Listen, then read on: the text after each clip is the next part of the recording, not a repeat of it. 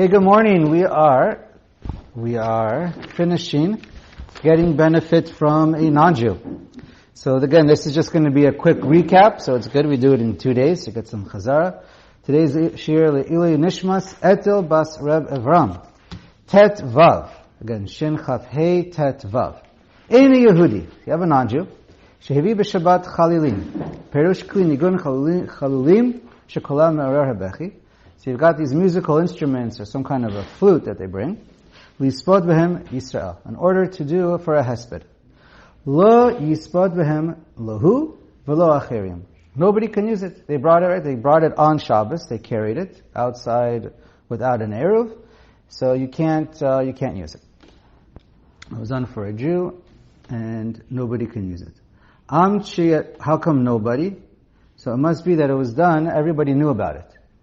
Because even if it's a deraisa, everybody has to wait, bichdei shiasu. So we're going to see as we keep reading, why is it everybody? If it's deraisa, it's because it's deraisa, so nobody, since it's done for a Jew, no one can get benefit. If it's a derech karmelit, then only if it would be asur if it's famous, and and everybody knows that it was done for this, So then if it's only for one, if it's famous, it's only asur for that Jew. But okay, so you'll see it is talking about Rishus Rabim. Ad sheyamtin la'erev b'chdei sheyavo mimakom karov. So you have to wait. He did it specifically for a Jew, and this is deraisa. And so now you have to wait b'chdei sheyasu, or b'chdei sheyavo mimakom karov. So how long you have to wait? So if you know where he came from, well, let's keep reading. V'im yada b'vadai shemimakom ploni heviam b'shabbat. If you know specifically where he came from, so then you have to wait how long it takes. It takes to travel. Usually we say we can use a car, so that's how long it takes that's how long you have to wait after Shabbos to use it. If you don't know where he's coming from, so the psak of the Nosei Kelim, Magen Avraham, Mishnah Berurah, Orach Chaim, they all say you have to wait from a close place, and we say stam is 2,000 amos, because that's what we say is outside of a tchum. So there's what to say on this. It's a phrase from the Gemara, but the Gemara uses it in a little bit of a different way. But anyways, how long you have to wait, it seems you could be mekel for 2,000 amos. And let's say you're in the middle of the city, and it takes you from the edge of the city it's a 5-minute drive to get it, or whatever, it could be much longer. Let's just say it's a 5-minute drive to the edge of the city. So you have to wait how long it takes to drive that 5 minutes plus the 2,000 amos. So that's how we understand it. Of course, it could be if you know where he's coming from, obviously you have to wait. V'im yada bevadai okay, we read that. Yamtin le'erev k'dei sheyavo mi'osa makom. If you know exactly where, that's how long you have to wait. V'achar kach mutarim bein lo u'bein acherim. And then afterwards, it's mutter for everybody.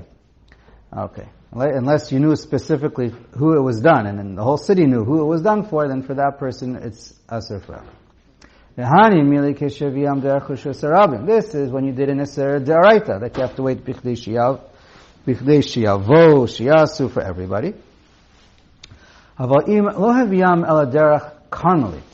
Now here you carried through a karmelit. Kevan shelo nasa behem isur Torah. Since you're only violating Isur Darabanan, how long do you have to wait? You don't have to wait. So here, when you read the Shulchan Aruch, again, there's discussion on how to understand the Shulchan Aruch. Some disagree with the Shulchan Aruch. He did it on purpose for a Jew. So normally, if you do it on purpose for a Jew, what do we normally say? You have to wait. K'dei sheyasu, right? Yeah, you can't use it right after Shabbos. Here the Shulchan Aruch writes, Ela mutarim la'erev miyad. You can use it right away. So some of the poskim argue and say, no, you have to also wait as long as it carries. And some say, dafka by a karmelit, we're meko.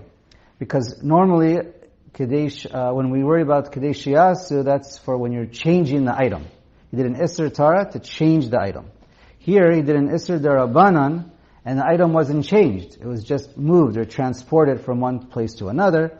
So that's the one exception to k'dei sheyasu, is even if it's done for you, you can use it immediately after Shabbos, because it was only transported with an Isur Darabanan. And that's a machloket, but that seems to be the accepted psak. But okay. Ted Zayin, Safek im huvu michutz latchum or mitoch hatchum. It's a safek if you don't know if he brought it from outside the tchum or inside the tchum. Should you have to wait or not? So he says, chosheshim shema michutz hatchum huvu. You have to worry that maybe he brought it outside the tchum. Mishnah Berurah points out that, again, this goes back to Seif Tet. That's only if he has two homes. But if, he's here, let's say, he has his home here. Perhaps even, let's say, he works over here all day. And that probably would count also. So it's very possible he brought it from, since it's here now, you don't have to choshesh. Maybe it came from somewhere else. You can just say you found it, he showed up with it in the city, in the tchum, and since there's a good chance it's from the tchum, you could be mekel. Okay. Fine. Let's start rechitza. Shin chav vav. Okay. All kinds of bathing on Shabbos. So just a quick preface, we're talking about Hilchos Shabbos. When it comes to Hilchos Yom Tov, it might be a little bit different. Because the whole nature of the gzera could be different. Let's see, Aleph. Asur lirchotz kol gufo. So you're not allowed to bathe your entire body. Afilu kol aver ve'aver levad. Even one limb at a time, assuming you're going to reach your entire body and even most of your body. Afilu b'mayim shehu chamu me'erev Shabbos. Even from water that was heated up erev Shabbos. So yeah, we're talking about hot water. One's not allowed to bathe himself with hot water, even most of his body. A minority of his body, you're allowed to if the water was heated up before Shabbos, so there was no Yisurim of Bishul. Bein imheim b'kli, ben imheim b'karka. Doesn't matter if you're in the ground or with the kli. Both are aser. That's part of the gzera of the gzera of a merchatz. Chazal made a gzera that because in the olden days they used to have, very popular to have bathhouses, they heated it up with fire, and if you let people use them on Shabbos, then what would happen is people would come to heat up the fire on Shabbos, because they have a business, they have commitments, and everybody wants hot water, and people were heating them up on Shabbos. So they just said, you know what, no hot water is allowed. So that's only for most of your body. Even just to take hot water and pour it over your body, like a shower. So showers are clearly out. Okay. I believe everyone says even with solar heating, I think everyone holds it's asr with a shower. Clearly, you'll see Ashkenazic poskim for sure, Rav Avadia by the Sephardic poskim also. You'll see why it's a little different, but Rav Avadia also, I think all the poskim say clearly, even with solar heating. Okay? Aval. Mutar l'rchotz bahem panav yadav viraglav, and even the only thing that is mutar is if you're just doing, it says your face and hands and feet, or the minority of your body here. Haga o sha'ar ivarim, even other limbs. Those are just the popular examples. Kol she'eino rochetz kol gufo, as long as it's not getting your entire or majority of your body. Of hot water. Right now we're talking about only hot water. We'll see cold water, according to the Shulchan Aruch, and originally seems to be 100% mutter, and cold water we'll see became asr for Ashkenazi communities later on. Now we're talking about water that's heated up by fire. But if you're using the hot springs, any hot springs, lav dafka from in Tiberia, then mutar lirchotz afilu kol gufo yachad. Then it's asr then it's mutar to go bathe, to go swim around in these hot springs, or to go sit in there. Ve'ein sarich lomar b'tzonenin. And kol shekain, any cold water, that's for sure no problem anywhere. And again, Ashkenazim are machmer with cold water. Only, we'll see. I just don't want to miss it. When it comes up, we'll see the only time there are many Ashkenazim who say if you're uncomfortable, if you're mitzvah, the question is how uncomfortable, and how bad do you feel. But if you're very hot outside, it's very hot outside, muggy, and you're sweaty, and you don't feel you're very uncomfortable, or some say even if you shower every single day, and you're very uncomfortable, so then by Ashkenazic poskim, some are makel for just a quick rinse in cold water. Okay. So then, okay, let's go on. V'hadeshari b'chamei tiveria dafka b'karka. When are we saying by chamei tiveria it's mutter? Only if you're in the ground. Aval b'kli lo. But if you're in some kind of an above ground bucket or bathtub, then again, how do you define mechubar, not mechubar? Okay, but if you're in a kli, you're not allowed to. Da'ati lachufei b'chamei ha'ur. Because then it comes to be, you can switch it with chamei ha'ur. In other words, it becomes too similar to a merchatz. Because in a merchatz, they used to have these in big bathtubs above the ground that they heated it up, and then then you're going to end up thinking if you can use chamei tiveria in a bathtub, you're going to end up thinking you can use every bathtub, even when it's heated up with a fire. Okay. I'm just going to point out, it's a machloket when it comes to, so we all know the gzera for sure applies to hot water. There's a machloket, achronim, I'm not sure about rishonim, but as far as poshrim, what about lukewarm water or warm water? Question is, what do you call hot water? There's no clear definitions. What do you call hot water, and what do you call mayim poshrim? That's a big, that in itself is a question. Some say, I saw it in Orach Chaim, but others also that perhaps you go by the body temperature. So around 37 degrees Celsius or 98 degrees Fahrenheit would be the cutoff between hot water and poshrim. But again, it's no clear definitions on what they are. So anything that's mayim chamim, everyone says is part of the gzera. Anything that's part of mayim poshrim, that's a machlokas. And then what the definition of poshrim is, it could be just a little bit above room temperature, or it could be at least very warm, or perhaps that 37, 90, 98, which gets to be, which is around the same shear of the lowest temperature of Yad Soledadbo. Again, Yad Soledadbo also has a big range. Okay.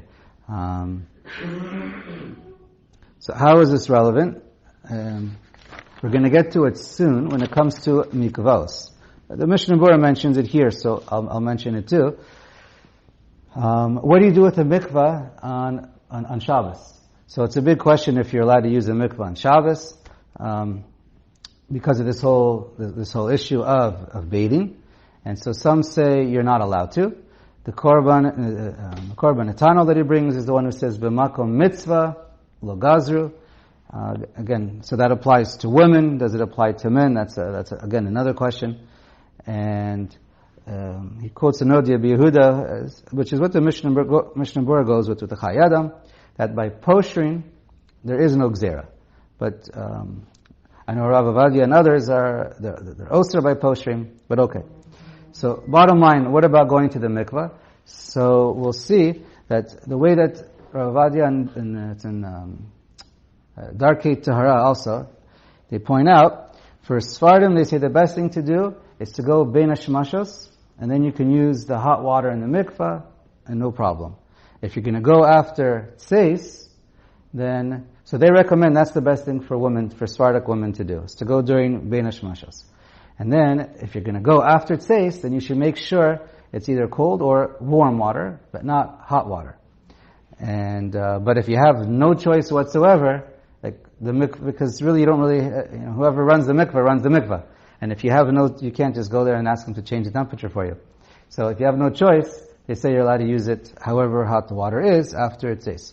Ashkenazim never allow, or generally never allowed to go bein hashmashos. They always say wait till after it says. And so some mikvahs have a little bit of a lower temperature on Friday night.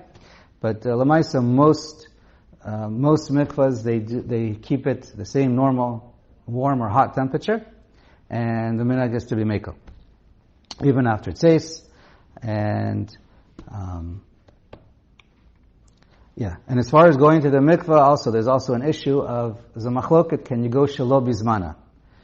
If a woman, if it's her leil tefillah Friday night, so of course everyone says she should go, but if that wasn't her night to go, she was supposed to go Thursday night, and for whatever reason she got pushed off, so then some are machmer, the Mishnah Berurah is actually machmer, but other achronim are mekel, and that is the general psak. Most are definitely mekel if ilu shelo bizmana.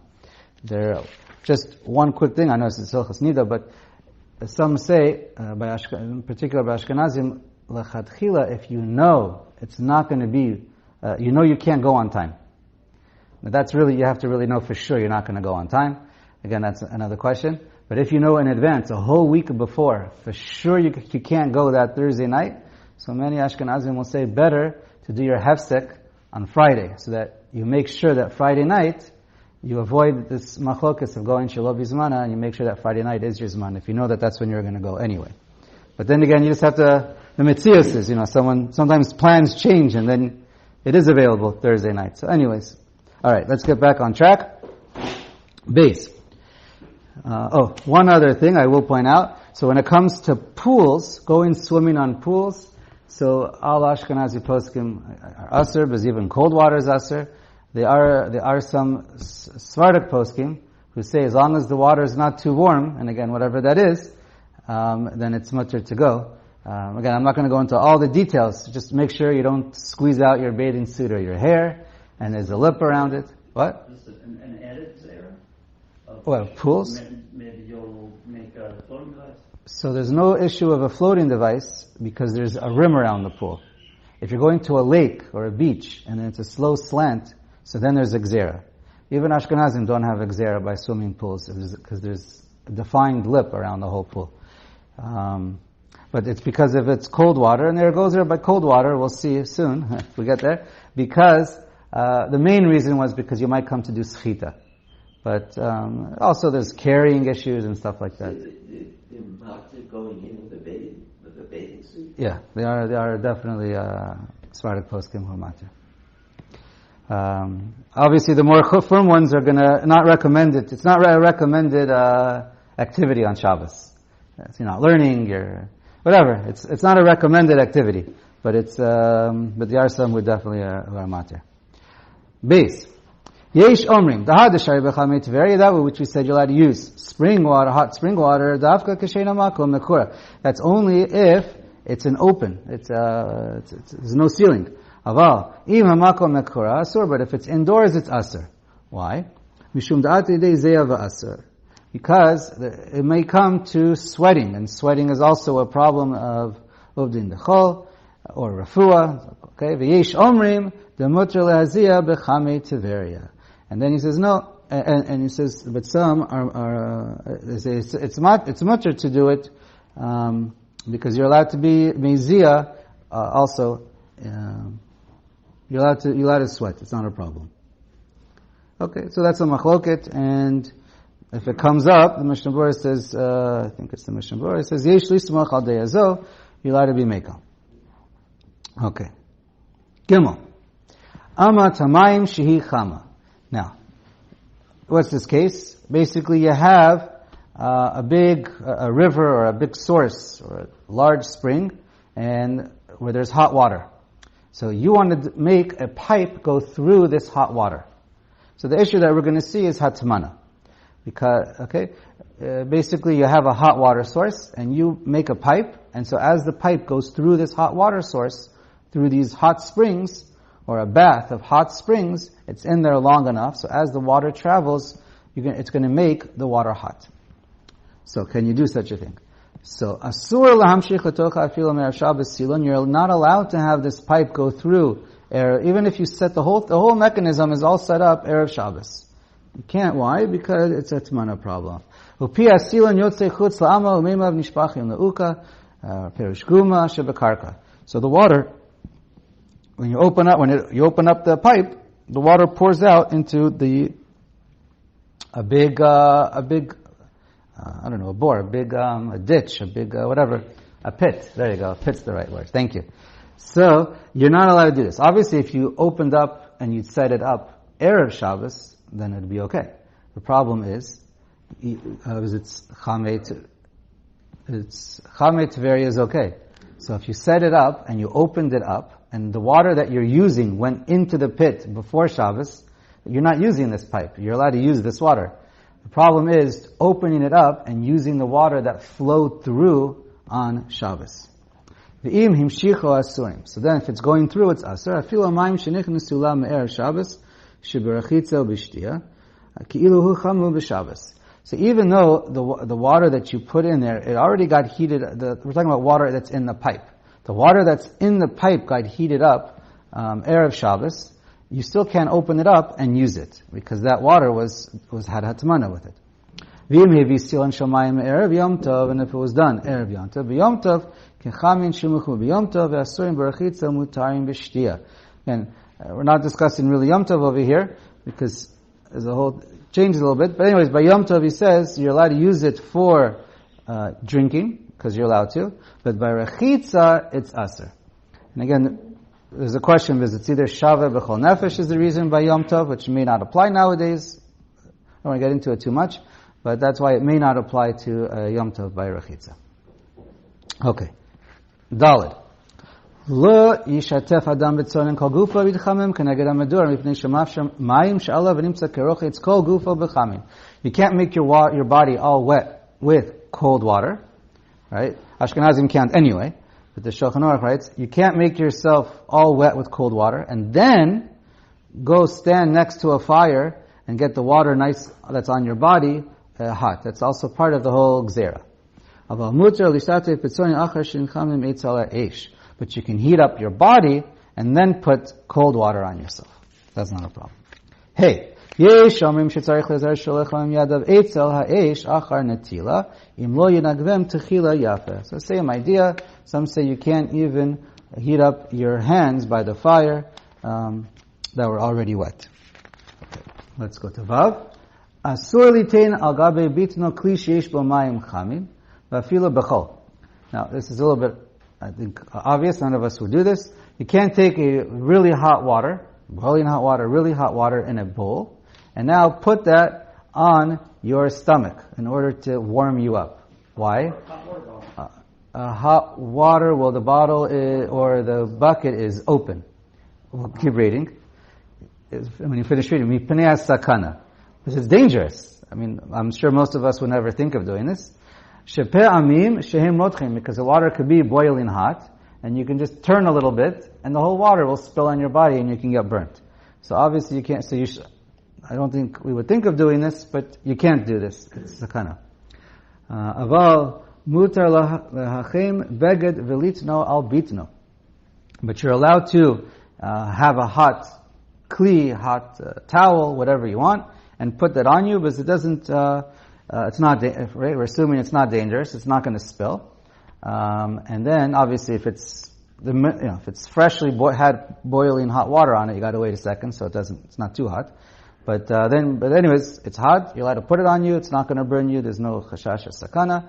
There's also no issue of refuah, because it just looks like you're warming yourself up. It doesn't. I mean, even if that's the reason why you're doing it, it's still mutter. And let's see. But if you have a hot water bottle, like someone mentioned, and it's closed and it's not going to spill, so then it's okay. Okay. Zion, I think. Okay, yeah, let's go to Zion. Harochetz benahar tzarich shinagev gufo yafe keshe'ola mehanar mipnei shelo yisharu amayim alav v'tatlem arba amos bekarmelit. Okay, so if a person goes into a river to rinse off, right, cold water, so then you just have to be careful that when you walk outside the river, you dry yourself off immediately. So when you get to the edge, let's say you went inside the river, you're all wet. Right? You're not swimming, you're walking. So you're just going. It's not too deep. It's not too deep. So when you walk out and you get onto the dry land, you have all the water dripping from you. It's your body's carrying water and it's dripping. So you can't walk outside on the land until all the drops are gotten rid of. Because of carrying, exactly. What about skita? The whole point of drying yourself off is a risk of skita. So that's a question. So many say it's not a problem to dry yourself off. Your body is not a problem, And your hair, it's usher to take your hand and squeeze out your hair. It's a din derabanan, because the hair, the water stays between the hairs. Does not absorb, but you can't like pull and squeeze out the water from your hair. With long hair, it's obviously easier. But to use a towel, so many are matir, I think even Shemar Shabbos Kil Chasa, you're allowed to dry your hair without worrying about it, because it's not a maisa schita. It's a maisa of drying. Schita is when you do a maisa and the water comes out, and you see the water. Here it's you're just doing a drying motion, and it immediately gets absorbed into a towel. Obviously you have to use a towel that's big enough that it's not going to start dripping itself afterwards. But then you could have schita with the towel. But anyways, because of these issues, that's why Ashkenazim are machmer not to go into cold water altogether, any water, because they want to avoid all these issues of schita. But generally speaking, you're allowed to use a towel even on your hair. But many poskim say you should, recommend, or you have to only dab your hair. You're allowed to constantly press on your hair to absorb the water, to pat it dry. But some say you shouldn't do it vigorously, because it is a chashash of schita with that. So, okay. The main problem we're talking about is, at least in the Shulchan Aruch, his main concern is you're carrying water. You have a lot of water on you, and it's carrying. So that's normally the case is a Carmelite. A Carmelite's going to be an issue, the Rabbanan, and a Rosh Hashanah would be an issue, the Araisa. Now, the Mishnah Berurah, I'll just point out, from the Pri Megadim, he has a Chumrah. I'm not sure how accepted it is, because it's a little difficult to get to the Metzius. He says basically when you're in a river and you're dripping, when you're walking in the river itself, it's a problem. Everyone says, see, when you read Shulchan Aruch Gemara, everyone says you go into the river, and then when you walk out, you have to be careful. The Mishnah Berurah quotes the Pri Megadim and says, even in the river itself is a problem. If you're starting to come out, so then all the water that's above you is dripping down, and that water, again, if it's a couple drops, we're not necessarily worried for it, maybe because it's also not the shear of carrying. But once you have more water on you, and there's a shear of carrying on you, maybe it's a revis or whatever it is, so then when you have more water, that's when you have more water on you, that's really the issue. But anyways, let's say you got a lot of water on you, and now you're walking in the river, and it's getting more shallow. As you're walking out, you're dripping in the river itself is a Carmelite. So he says even in the river itself is a problem. So the best way to avoid this, how are you going to get out of the river once you get in? So at least the best thing to do is maybe to stop, and every Dalet Amos, just stop for a second. Pachas min Dalet Amos, and then okay. But that's why I didn't see anyone else discuss that issue. Let's just finish this seif. Now, let's say you're walking on the street, you're going to shul, you're going to a friend, you're walking, whatever it is on Shabbos. Umatar sachef al rosho ve'al levusho, and it's pouring rain. Lo ikpidu bo. Chazal didn't care. I mean, it becomes impossible. Chazal doesn't say you can't walk on Shabbos. That's for sure not a problem. And it's a davar she'eino mechavein, and there's nothing you can do about it.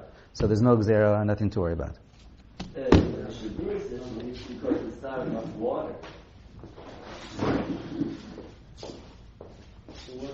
Interesting. Yeah. Yeah.